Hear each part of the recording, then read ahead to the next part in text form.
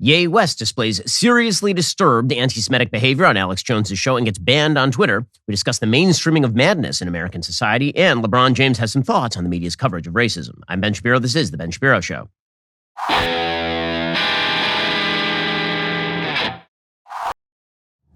Today's show is sponsored by ExpressVPN. Thousands of my listeners have already secured their network data. Join them at expressvpn.com/Ben. We'll get to all the news in just one moment. First, with the holidays coming up around the corner, many of us will be traveling to see our families and loved ones soon. You might find yourself away from home more often than not. Or maybe you're just like me and you need a lot of security. This is why you need Ring. With Ring security products, you can rest easy knowing that your home and family are safe when you're not there. The Ring doorbell notifies you when guests or packages arrive. Ring's indoor cameras let you keep an eye on kids and pets while you're away. Ring alarm will alert you of any motion detection while the house is empty. Plus, if you add smart lighting around your home, you can turn the lights on or off while you're away. Ring's home security products don't just help keep your home and family safe, they make perfect gifts for everybody on your list. I care deeply about the safety and security of my home and of my family, which is one of the reasons I rely on Ring. If I can rely on Ring, so can you. Head on over to ring.com/collections/offers. Find out how you can live a little more stress-free this season with a Ring product that's right for you. That's ring.com/collections/offers. To get started, get all the gear you need to make your home safe and secure. Again, that's ring.com/collections/offers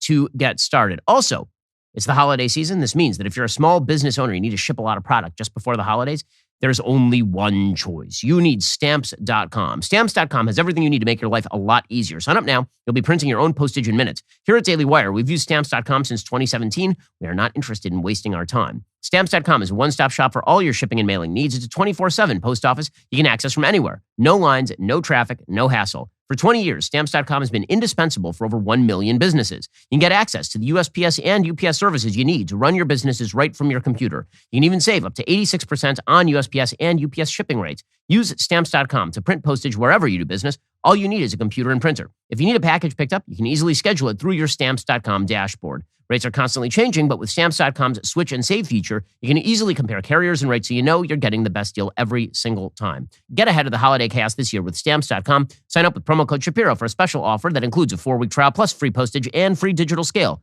No long-term commitments, no contracts. Just go to Stamps.com, click the microphone at the top of the homepage, enter code Shapiro. That's Stamps.com, code Shapiro. What we've been watching for the past few weeks is the obvious mental breakdown of one of the most famous people on earth, Kanye West, who now wishes to be known as Ye. What we've been watching here is obviously a manic episode from a person who has been diagnosed with bipolar disorder. I've been saying this since the very beginning. Several things can be true at once. One, Ye West, Kanye West, he is a Jew hater. Pretty obviously, there is no way to avoid that conclusion. The stuff that he's been ranting and raving over the past several weeks demonstrates that he doesn't just hate specific Jews, he hates the Jews. The Jews are the problem, according to Kanye West. He has been spewing Der Stürmer, Nazi-esque anti-Semitism for weeks, and last night on Alex Jones' show, he made that perfectly clear. So that is true. It is also true that Kanye West is a person with bipolar disorder, and this is a person in the middle of a manic episode because there's no other way to explain his behavior. It's not performance art. It's not some sort of rational argument on behalf of hatred of Jews. He leaves that to Nick Fuentes. The fact is that Ye West is in the middle of a mental breakdown, and we are watching it on the world's most public stage. It is the most famous person to have a mental breakdown probably since Howard Hughes publicly. And that says something about how our media cover mental breakdowns. It says something about how American society treats madness. We seem to treat really outlying insanity as a form of rationality, and meanwhile, we treat kind of borderline normal behavior as mentally ill. So we tend to overdiagnose, for example, depression, anxiety, ADHD, right? Things that are sort of on the borderline of normalcy. We tend to overprescribe for those things. Those things exist. Some people need prescription medication for that, but we tend to overprescribe that. And we wildly underserve people who have serious mental disorders, ranging from bipolar disorder to schizophrenia. And we treat that as though it is normal behavior. And finally, while being mad, while being disturbed does not relieve you of responsibility for your Jew hatred, it does suggest that we ought to take the pronouncements of Ye West with a certain lack of seriousness because this is a person in the middle of an episode. There's no other way to play it. And honestly, I can despise what he is saying because what he is saying is evil. And I can also recognize that this is a person who needs treatment, not a camera. This person needs treatment, not a set of lights in his face. And there are a lot of people out there who are making a lot of money off of Ye by putting him in front of a camera. There are a lot of people who are who are cynically utilizing this person's mental breakdown in order to facilitate their own career. And here I'm thinking specifically of Nick Fuentes and Milo Yiannopoulos. There are a bunch of people around Ye who could be attempting to get him the treatment he obviously needs. And I'm not here to pathologize people's insane thoughts or evil thoughts. Again, he's sitting across from Nick Fuentes, who routinely engages in evil thoughts. Okay, but Nick Fuentes is not an insane person. Nick Fuentes is not having a mental breakdown. He just thinks evil things.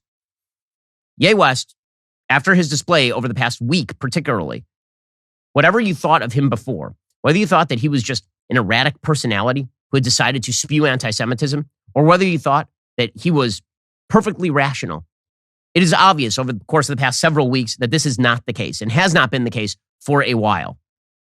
Ranging from his tweet storm in which he talked about Chris Paul stooping his wife, to his defense of Balenciaga, to the actual appearance on Alex Jones. So we'll start this in order. The only reason I'm playing these clips is because it's important for people to recognize, because I'm seeing a lot of people who are denying that what we are seeing from Ye here is actual mental illness. It is mental illness. Hey, this is disturbed behavior.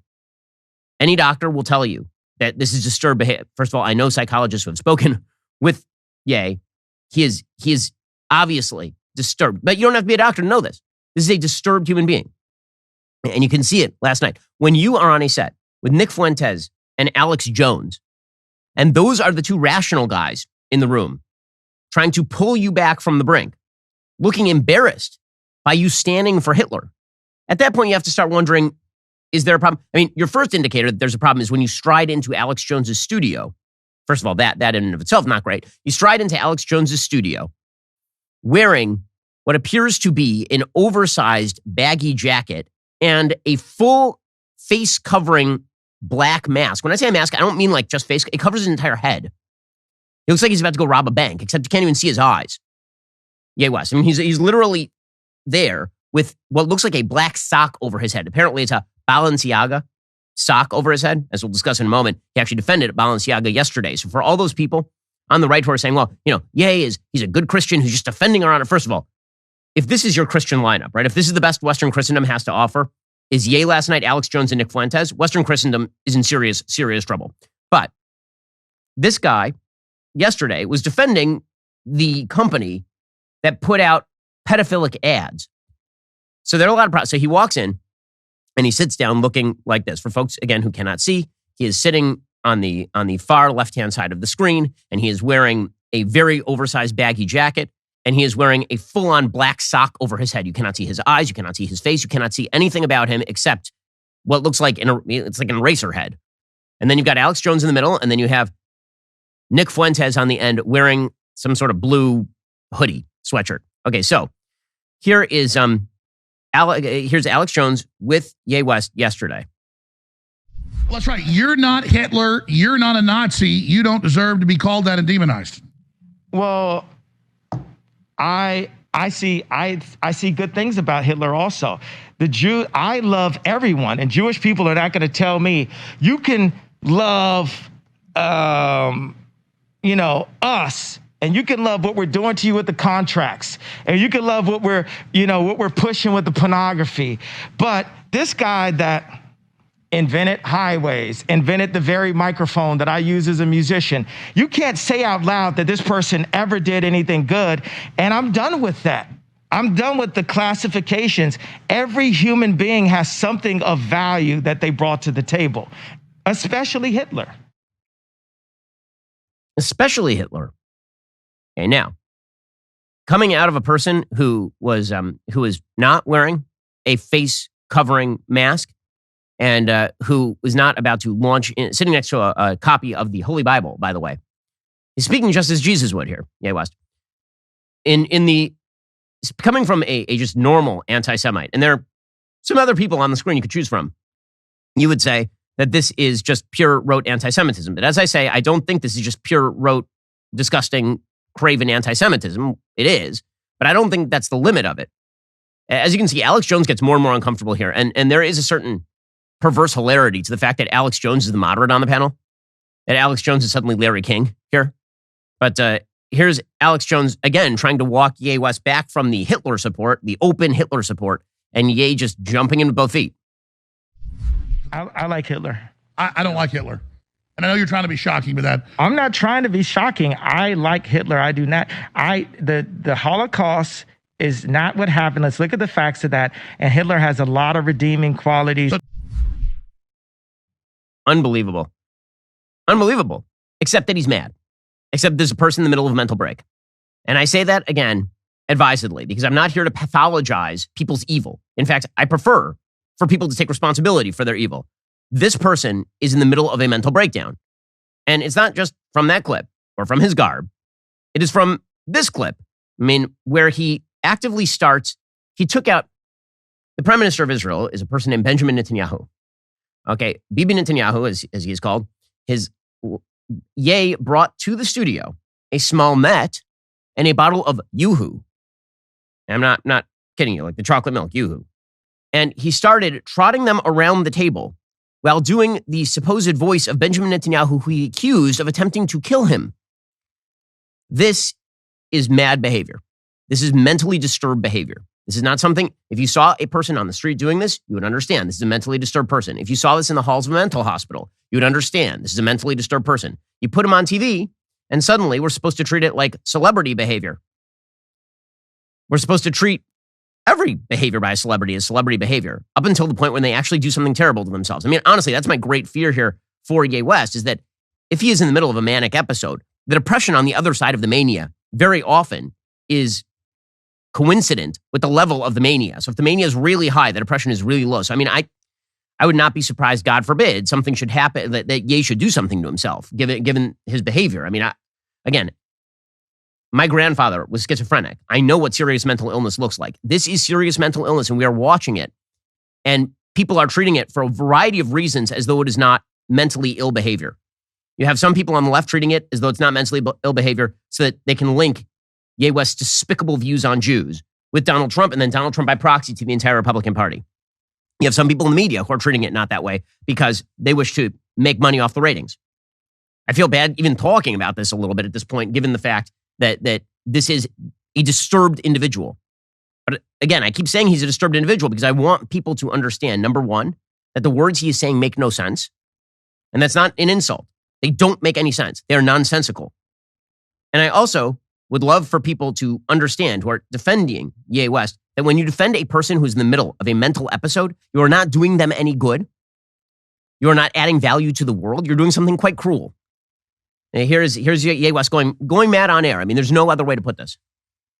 The ADL had a meeting 2 weeks ago and said, Alex Jones is an agent of evil. He should be taken off the air. He's the devil because he doesn't want you to take 4 shots. And I'm like, what are you doing calling me anti-Semitic? I'm not against groups. I don't get into group politics. Adam, I've got the perfect answer for the ADL. They are going to have to listen up. What we did is we brought Netanyahu with us. Netanyahu, what do you have to say? What do you have to say to Alex Jones right now, Nick Fuentes and Ye? It was bad. It was bad for Trump to meet with Nick and Ye. Okay. I had no idea your voice is going to sound like that, Netanyahu. This is wild. I mean, this is, even Alex Jones on the air was calling this crazy, and Ye was like, who are you calling crazy? And Alex Jones like, the whole world is crazy. The whole world's crazy. But what he really means is you are crazy. When Alex Jones is calling you crazy, obviously there is a problem. I mean, even Alex Jones, throughout the interview, again, the rich irony of this is that Alex Jones has finally been embarrassed by another human being. He is an embarrassing human being all on his own, and he was embarrassed by another human being here, being Ye. And you can actually see it on camera. Here's a little bit of that. So you don't like Benjamin Netanyahu? I just heard about this guy 2 weeks ago since like the tweet, and I thought he had a funny name.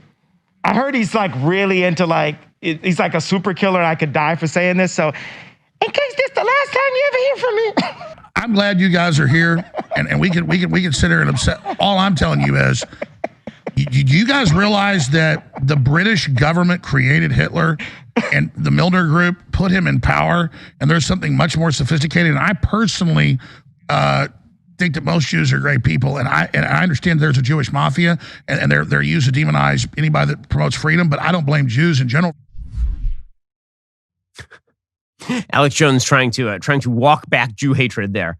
I know the Jews made, and then the British created Hitler, but Most Jews are I mean, like Alex Jones trying to play the moderate. Man.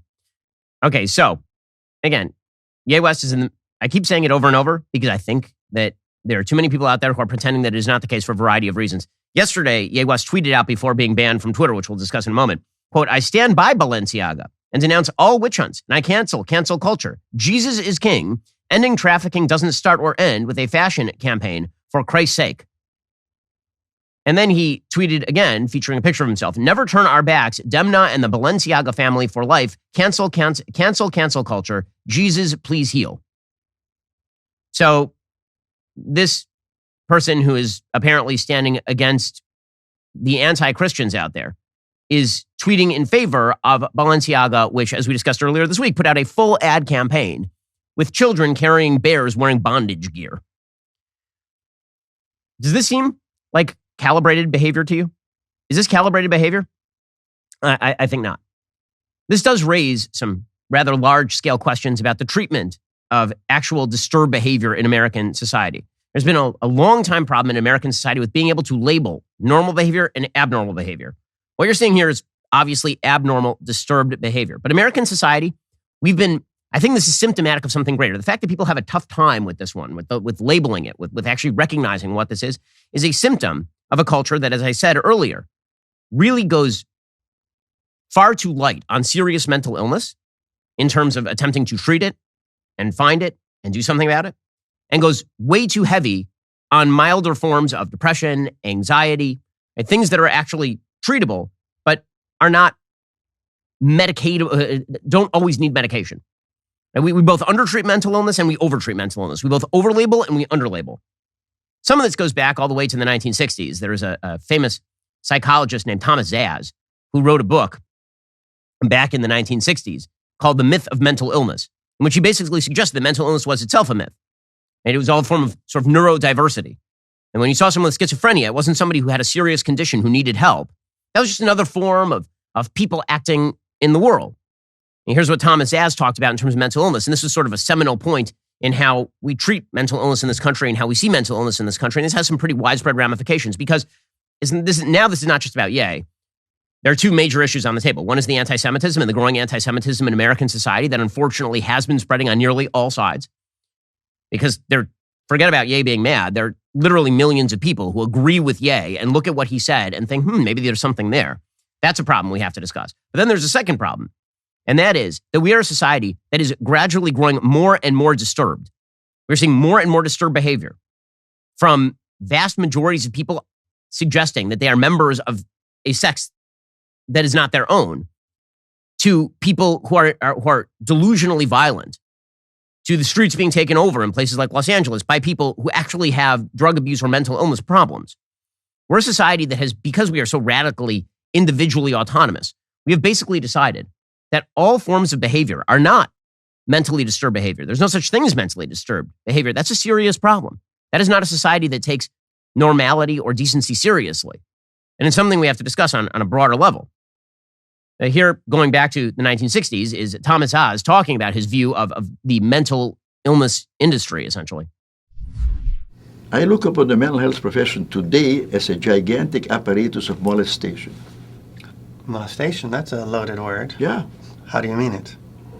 Intrusive. Mm-hmm. Intrusive. The average person doesn't know how to resist mental health help. Look how much of it is directed to the three helpless groups: children, old people, prisoners. Prisoners are full of psychiatric drugs now. Right? They go to jail for drugs. They go to jail for drugs, and then they go to jail for the drugs they like to take, and then when they're in jail, they are forced to take the drugs they don't want to take. Mm-hmm. That in some ways characterizes the American drug scene today. The drugs people want to take are illegal, and the drugs they don't want to take, psychiatry forces on them. Mm-hmm. And the mental health profession does not complain about this. On the contrary, it supports this. So the idea from Zaz, and this has been taken up, again, this is a seminal work in sort of the history of American psychology and psychiatry, is that mental health care is mostly trying to control other people. It's mostly molestation, that when you see people who are disturbed and you try to actually change their behavior, this is a form of you invading their autonomy. Well, that's not true. When you watch somebody who is seriously disturbed, and we are watching this happen in real time with one of the biggest celebrities on the planet. When you watch that stuff happen, you're not doing anything sympathetic by pretending that this is just another aspect of autonomy. And we're seeing this society-wide. Behavior that is clearly not mentally well is being treated as mentally well.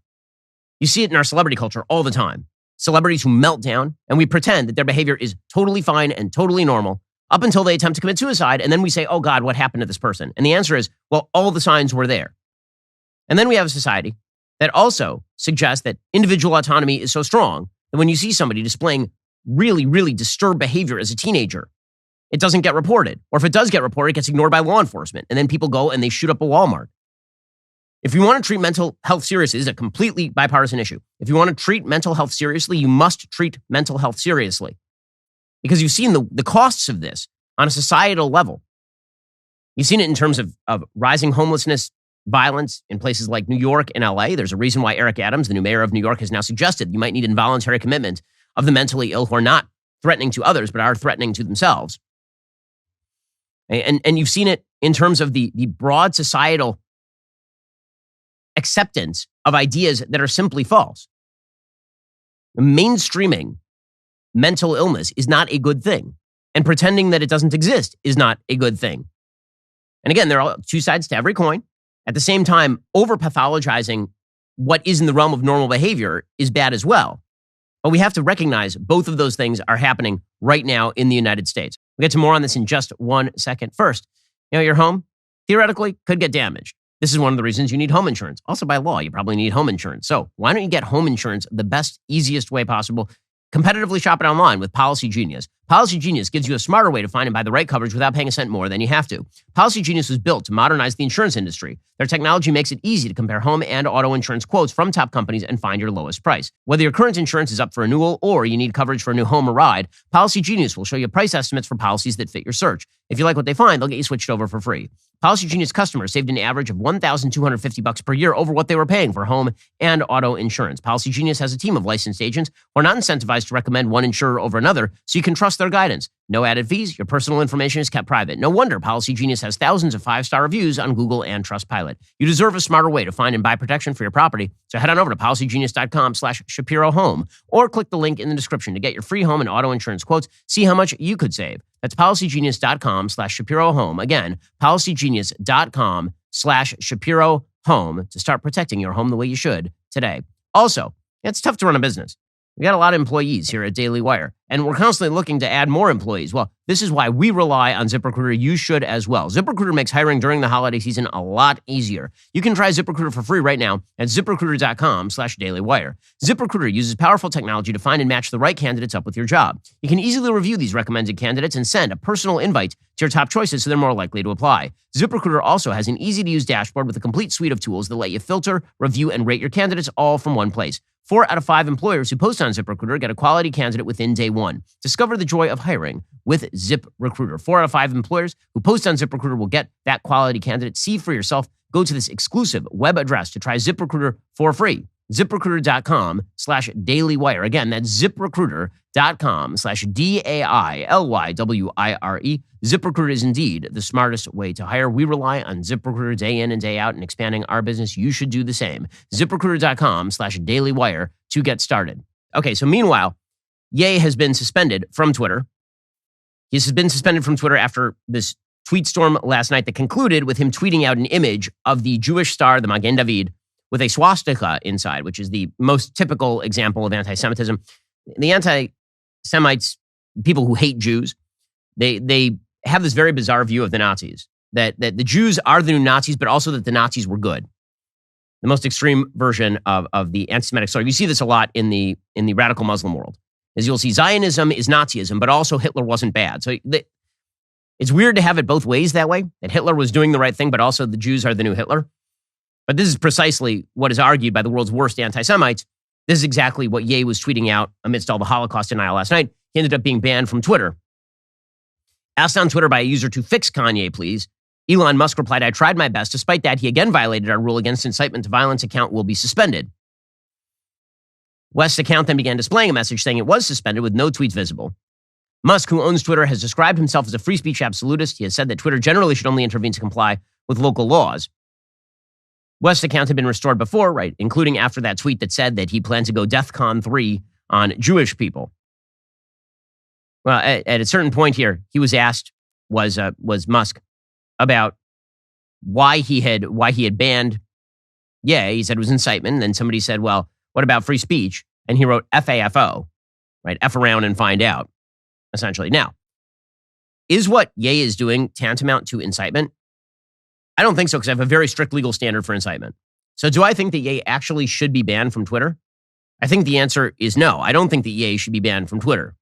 In fact, I think the more that Ye has exposed his own behavior, the less seriously people are likely to take his views. Because when you sit there doing weird Elmo voices, carrying a net and a bottle of Yoo-hoo, people tend to take you less seriously. When you show up on Tim Pool with Milo Yiannopoulos and Nick Fuentes, and Tim Pool simply asks you why you are slandering all Jews as opposed to just naming the Hollywood agents that you don't like, and you get up and you walk out, sunlight is a pretty good disinfectant here. Do I think that Ye is responsible for actually inciting violence against people? No. Do I think he's raising the temperature radically? Absolutely. And I speak as somebody who's personally targeted by name by Ye in all of these interviews. Right? There's a reason I have 24/7 security. Do I think that Ye is responsible for incitement to the extent that would be necessary to ban him from a platform like Twitter? I do not. I understand why Musk did it. Do I think that Musk should have done it? I actually don't think that Musk should have done it. So all of these things can be true at once, as always. The Ye should not be banned from Twitter. Ye definitely needs treatment. People who are treating him seriously for their own purposes are sick deviants. The people around him who are using a person who's in the middle of a breakdown for their own purposes are perverse and cynical. Members of the media who are trying to use a madman's comments to tie him to an entire side of the political spectrum are well past their skis at this point. And also, the rising problem of Jew hatred in American society is very, very real, and it exists, unfortunately, on all sides. I've talked about before extensively on the program. When you're talking about Jew hatred in American society, you're talking about multiple forces that are converging on a single point. So you have white supremacists who believe that Jews are undermining Christendom and that Jews are the problem in American society. That'd be the Nick Fuentes category of Jew-hating anti-Semites. And then you have left-wing anti-Semites who suggest that Jews are essentially a conspiracy of power who are manipulating world forces in their own favor, right? The Jews are all the best capitalists. The Jews are in control of industry. The Jews are very powerful because in the Middle East, Israel has extensive military power. And so that's essentially just a conspiracy theory about Jews. It's sort of protocols of the elders of Zion style anti-Semitism. Jews in the back rooms controlling all of the levers of power. And that crosses streams sometimes with the white supremacist, sort of a horseshoe theory here. But you see, that sort of conspiratorial Jews have the power anti-Semitism from the Rashida Tlaib, Ilhan Omar wing of the Democratic Party. And then you also have some just old school racial anti-Semitism. The Jews as a race are perverse. The Jews as a race are somehow of tainted blood. And you see that mostly from the white supremacist side of the aisle. You also see this somewhat in the radical Muslim world when they call Jews the sons of pigs and monkeys and all of the rest. The question as to why this is rising right now, because it clearly is rising. I mean, the number of Jews who have been attacked in the United States is on the uptick. By the way, none of this means that Jews have it, quote unquote, bad in America. Jews do not have it bad in America. Jews are extraordinarily fortunate in America. If you look at Jewish history, America is the greatest country in world history for the Jews. America is an exceptionally free place. Jews have been extraordinarily successful in the United States. Jews right now are generally safe in the United States unless you're walking around wearing a yarmulke on the streets of Williamsburg or places in New Jersey. However, the question is not sort of how bad are things on an absolute level for Jews. The question is why the tide is rising in terms of anti-Semitism. And the answer typically is that a confident society, a society that believes in its own moral status, a society that doesn't feel threatened by minority groups that are successful within it, doesn't feel the need to target the Jews. When everything is coming apart at the seams, when madness is roaming free, and we talked about individual madness before in the context of Ye, but when we talk about societal madness is a fragmented social psychology in which we can't agree on basic values at all. We don't share the same set of fact patterns. We don't share the same news. We don't share the same basic ideas of what reality constitutes. We don't share the same moral system. When that happens, as society tends to tear apart, as the social fabric is strained, and as those threads start to stretch, anti-Semitism starts seeping through. Because anti-Semitism, in the end, is a giant conspiracy theory about power in the world and blaming it on a minority. And the minority typically is the Jews, for whatever reason. If you're a person of the Bible, you believe it's because this was said in the Bible. If you're not a person of the Bible, it would be because Jews are very successful minorities. And you see this with other successful what they call middlemen minorities. For example, ethnic Chinese in certain countries in East Asia. But in the West, it's typically been the Jews. And so when society starts to fragment, when society starts to come apart, when it doesn't have the confidence in itself that it used to have, when it doesn't have anything that's shared, typically all the guns turn on the Jews. And that's what we're starting to see on all sides. Anti-Semitism has also become a bit of a political football here, meaning that what you will see is people condemning on the right anti-Semitism on the left. They're very happy to condemn Ilhan Omar and Rashida Tlaib.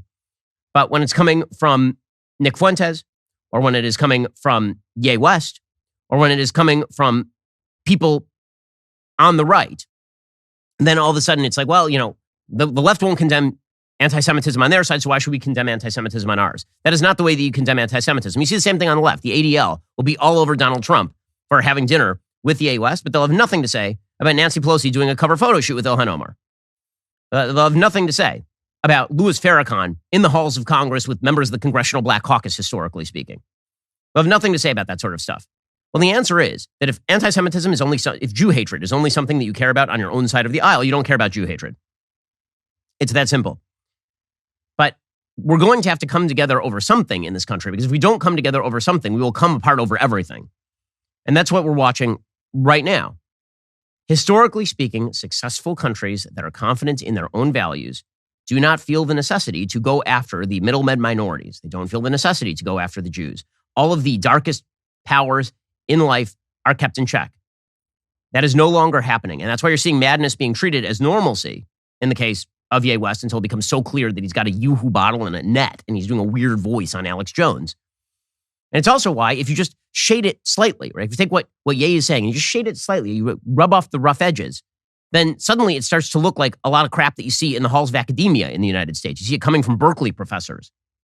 Not in the weird form of a guy who is wearing a black hoodie, like full-on face mask on his face, like a GIMP mask on his face, but in the form of a highfalutin professor at a major Ivy League university. The sickness and cancer that is Jew hatred, yes, it's about Jews because it's targeting Jews, but really it's more about the society that allows Jew hatred to thrive.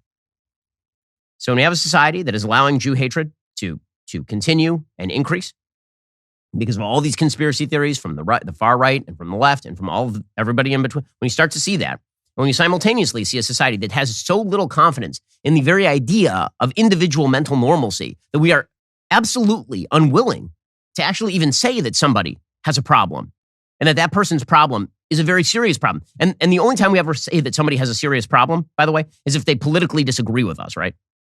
The only time that we'll ever say that they, like, you'll see the left, they'll be, oh, you know who's really mentally ill? That's Donald Trump. That's a guy who's seriously mentally ill. But when it comes to people on your own side of the aisle, you just go completely silent. That is the kind of society that you are, that is so polarized around particular political narratives that you can't call out clear violations of norms. There are no norms left to violate. And when there are no norms left to violate, then it turns out that everything breaks down incredibly quickly and things get very ugly very, very fast. That's why I think you're seeing a lot of nervousness in American society from a lot of Jewish people right now. Because again, whether it is the New York Times downplaying anti-Semitic attacks in Williamsburg, or whether it is some people on the right pretending that there's not a rising tide of anti-Semitism on the very, very far right, it's egregious stuff. It's egregious stuff. And it speaks more to the anti-Semitism is rarely the disease. Anti-Semitism isn't even the cancer. Societal cancer is the disease. And anti-Semitism is its most obvious symptom. All right, in just 1 second, we'll get to LeBron James, who has some comments about Jerry Jones. First, as we've been talking about, anti-Semitism has been on the rise, not just in the United States, not just in Europe. Unfortunately, in a lot of places, this is one reason why I partner with the International Fellowship of Christians and Jews. The fellowship is the leading nonprofit dedicated to blessing Israel and the Jewish people around the world with humanitarian care and life-saving aid. Here's what I need you to do. The fellowship is doing incredible work inside Ukraine right now to provide food and basic needs for Jewish families, especially the elderly. Many of those families have nowhere to turn as the war intensifies and winter closes in. For just $25, you can rush a food box packed with nutritious food to Jewish people in need. This can help feed someone for an entire month. Right now, thanks to this special partnership, your donation will double in impact. Join us in our goal to help distribute 2,000 food boxes to Jewish families in war-torn Ukraine and across the former Soviet Union. Go online to benforthefellowship.org. Please donate today or text Shapiro to 41444. They urgently need your help. Don't depend on someone else to donate for you. We need your donation today. That's benforthefellowship.org or text Shapiro to 41444. Again, text Shapiro to 41444 to get started with your giving. Well, folks, last Friday, we launched the brand new biblical series by Dr. Jordan B. Peterson. The series is called Exodus, and in it, Jordan Peterson sits down with other scholars to read the book of Exodus and discuss what it means and why it remains significant thousands of years after it was written. Scholars at the table include Dennis Prager, Jonathan Pajot, and many more. Episodes 1, 2, and 3 are available to stream right now. There will be new episodes releasing weekly. Trust me, you have to see the series. It's fantastic. Check out the trailer. The Hebrews created history as we know it. You don't get away with anything. And so you might think you can bend the fabric of reality and that you can treat people instrumentally and that you can bow to the tyrant and violate your conscience without cost. You will pay the piper. It's going to call you out of that slavery into freedom, even if that pulls you into the desert. And we're going to see that there's something else going on here that is far more cosmic and deeper than what you can imagine. The highest ethical spirit to which we're beholden is presented precisely as that spirit that allies itself with the cause of freedom against tyranny. And yes, there exactly. Is that hope. I want villains to get punished. But do you want the villains to learn before they have to pay the ultimate price? That's such a Christian question.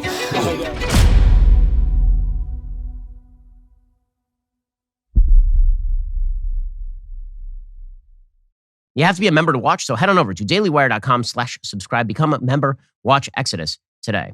Alrighty, so meanwhile, LeBron James is very, very upset at the media. Why exactly is LeBron James upset at the media? Well, he's upset at the media because they didn't ask him questions about Jerry Jones. Now, what you ask does Jerry Jones have to do with anything? Well, Jerry Jones is the owner of the Dallas Cowboys. And about a week ago, there was a report in the Washington Post by David Marinis and Sally Jenkins about Jerry Jones.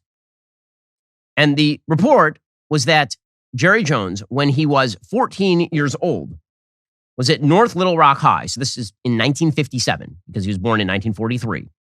And he is standing a few yards from where 6 black students were being jostled and repelled with snarling racial slurs by ringleaders of a mob, again, in Arkansas. At one point, a black student named Richard Lindsay recalled someone in the crowd put a hand on the back of his neck. A voice behind him said, "I want to see how an N-word feels." The ruffian hostility succeeded in turning away the would-be new enrollees. The confrontation occurred 65 years ago. On September 9th, 1957, during the same month, a higher-profile integration effort was taking place at Little Rock Central High in the capital city a few miles away. The story of the Little Rock Nine, when President Dwight D. Eisenhower dispatched federal troops to escort the trailblazing black students past the spitting hordes, is regarded as a pivotal moment in the civil rights movement. It overshadowed the ugly events unfolding contemporaneously at Jones's high school on the other side of the Arkansas River, an episode mostly lost to history, though not entirely. The photograph, taken by William Strader of the AP, shows a young Jones wearing a striped shirt, craning for a better view, looking like a little burrhead, as he said in a recent interview with the Washington Post, acknowledging his presence on the steps that day. He was 1 month from turning 15. He showed up near the conflict's epicenter, stationed on the top landing near the school's double-leaf entry doors, a face in a rear row of human bulwark intent on keeping people out because of the color of their skin. Jones said he was there only to watch, not participate. He said, "I don't know that I or anybody anticipated or had a background of knowing what was involved. It was more of a curious thing." But the photographs indicate Jones had to scurry around the North Little Rock 6 to reach the top of the stairs before the black students completed their walk up the schoolhouse door. And while Jones offered a common explanation of the confrontation, that it was the work of older white supremacists, most of those surrounding the 6 young black men were teenagers. Jerry Jones is now 80. Okay, so if you actually look at the picture, what you will see is a bunch of guys who look like they are ranging in age from maybe 17 to 30. surrounding these black students and jostling them. And then in the very back of the crowd, you can see Jerry Jones as a 14-year-old looking on curiously. Okay, so what does this have to do with LeBron James? Well, LeBron James has been asked repeatedly about Kyrie Irving. And the reason he's been asked about Kyrie Irving is because Kyrie Irving tweeted out a video from Amazon that was distributed on Amazon that was a Holocaust-denying, bizarre black Hebrew Israelite conspiracy theory about how the blacks are the real Jews and all the rest of this. And this ended with an overwrought suspension from the NBA for Kyrie Irving. As a general matter, I believe that sports leagues should not be suspending members of the league based on their viewpoint, largely because I think that they sometimes get it wrong. And almost always, it allows people like me to say, wait, hold up. Half your league is using cocaine and nailing prostitutes. But this guy tweeted out a video from Amazon. Like, I'm not sure exactly what your standards are. And that's true for every league. The standards are really, really bizarre.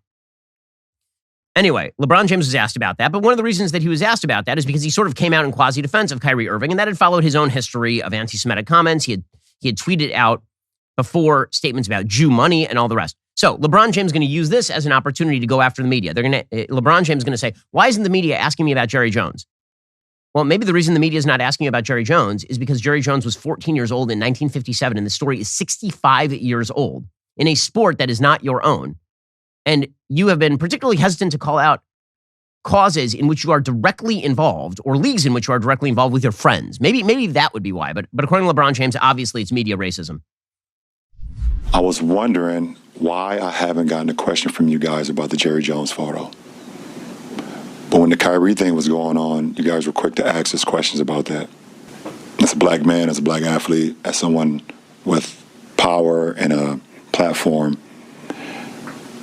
when we do something wrong or something that people don't agree with, it's on every single tabloid, every single news coverage. It's on the bottom ticker. It's asked about every single day. But it seems like to me that the whole Jerry Jones situation photo, and I know it was years and years ago and we all make mistakes, I get it. But it seemed like it's just been buried under like, oh, it happened. Okay, we just move on. Well, I mean, just to be clear, the story itself says that Jerry Jones was 14 years old. So I have a basic rule. The basic rule is that if you're under, say, 17 years of age and the event happened 60 plus years ago and there was no actual criminal activity and it's a picture of you, that's not much of a story. I'm sorry to say that, but it's not much. Like, you can't even attribute full motive to Jerry Jones when he is 14 years old, standing at the back of a crowd looking on at an incident that's happening at his school. Have you ever met a 14-year-old kid going to a high school? Like, under any circumstances? If there's like a shiny light, all the kids run around. But in any case, there's no way to actually attribute that action to Jerry Jones, but LeBron is very exercised over the fact that he wasn't asked about the Jerry Jones photo, but he was asked about Kyrie. Well, maybe it's because LeBron James has sounded off on pretty much every topic. He doesn't need to be asked about Jerry Jones. He'll just sound off about it. He won't sound off about Chinese human rights violations because he's getting paid too much money by China. He'll sound off about how America is terrible, how America is racist and horrible, but he'll go completely silent when it comes to anti-Semitic nonsense from members of his own league. That would be the reason. But again, the idea here in the sports world is that everybody is racist. I guess the same people who are paying you hundreds of millions. I mean, LeBron James is a billionaire. The same people who are paying you tons and tons of money to watch you play sports are somehow racist because they didn't ask you about Jerry Jones. Strange. Here's Stephen A. Smith doing the same routine. Again, a man who is paid a lot of money to shout on your TV. I can't applaud LeBron enough for what he said. Mm-hmm.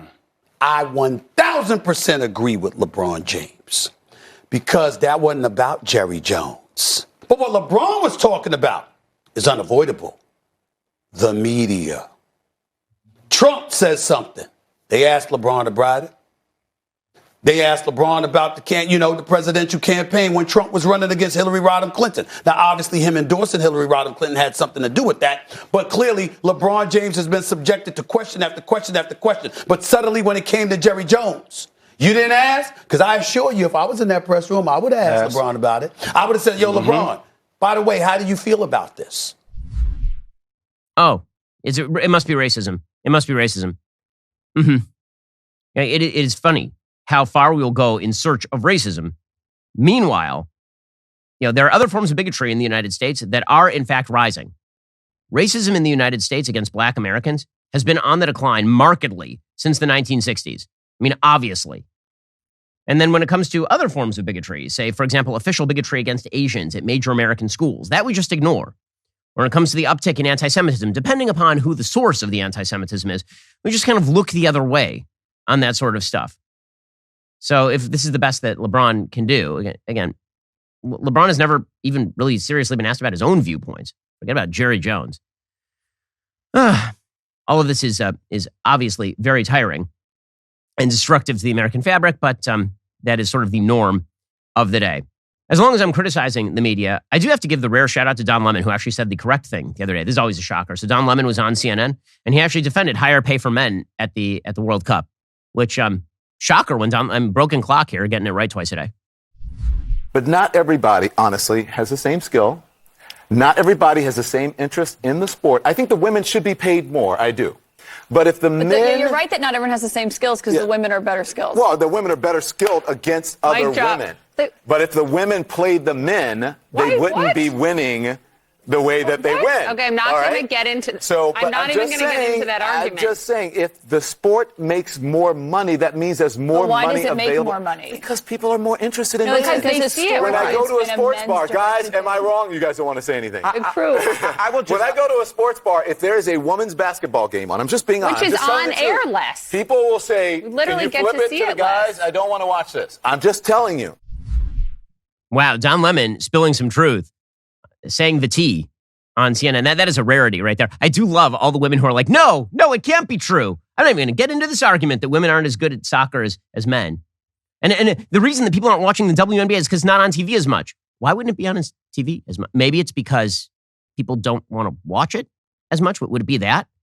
Bill Burr has a great bit in his Live at Red Rock comedy bit, where his routine, where he talks about the lack of attendance at the WNBA. And he says, well, I'm just wondering, ladies, you constitute a majority of Americans. Why aren't you at the WNBA games? Why is it on men to watch the WNBA? You take care of your own. You want to pay women more for the soccer? Go ahead and do it. You want to go attend WNBA games?